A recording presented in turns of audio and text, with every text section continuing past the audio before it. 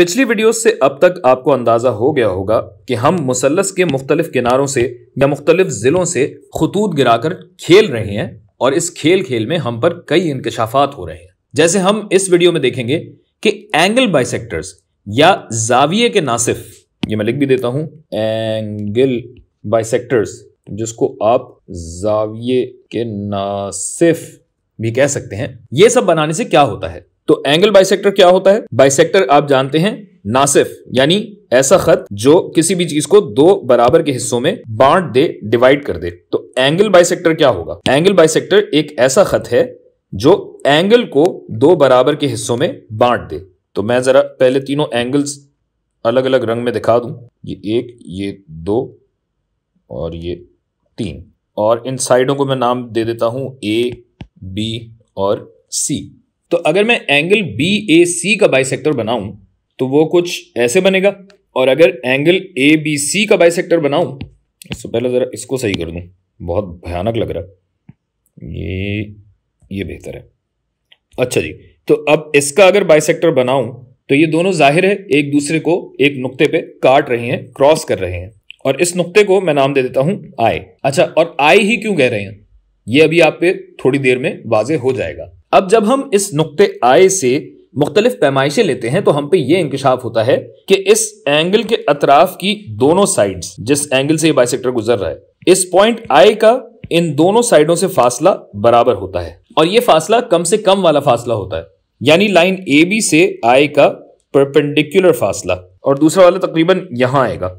ये इससे मिलता जुलता ही है इस खत से, उससे कंफ्यूज मत हो जाइएगा, नीले वाले को देखें। आई का ए बी से फासला और ए सी से फासला, ये दोनों फासले बराबर हैं। इसको मैं नाम दे देता हूं जी, इस पॉइंट को नाम दे देता हूं मैं एफ, ये और ये। इस बात की तस्दीक करने के लिए कोई सा भी मुसल्लस बनाएं और उस पे बाकायदा पैमाइशें लेके और तमीज तरीके से आप ये काम करेंगे और फिर इन दोनों को नाप लें तो ये बराबर ही आएंगे।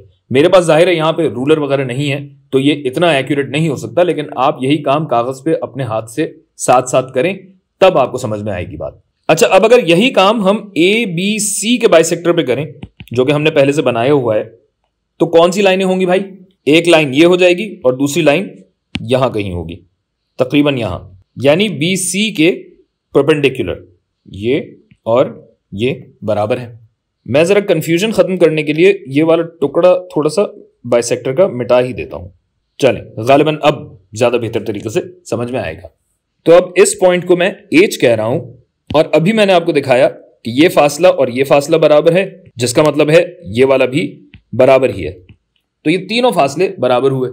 यहां आप पर यह भी वाजे होगा, बल्कि ये कहिए कि हमने यहां एक बात साबित भी की है कि आई एंगल ए सी बी के बाइसेक्टर पे ही पाया जाएगा, यानी कि ये जो हरे में है, और ऐसा फकत एक ही पॉइंट पे होता है कि ये तीनों बाइसेक्टर, और ऐसा फकत एक ही पॉइंट पे होता है कि ये तीनों एंगल बाइसेक्टर जहां मिलें, और ये पॉइंट कहलाता है मुसल्लस ए बी सी का इन सेंटर।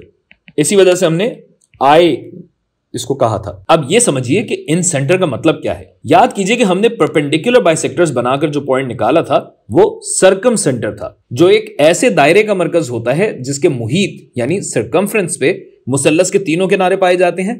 बिल्कुल इसी तरह एंगल बाइसेक्टर्स के जरिए हमने ऐसे दायरे का मरकज निकाला है जो इस मुसल्लस के अंदर समा जाता है, यानी दायरे का मुहीत अब किनारों पे या कोनों पे नहीं, इन अजला पे पाया जाएगा। इसको थोड़ा बड़ा करके देखते हैं कि ये बात बन रही है या नहीं बन रही।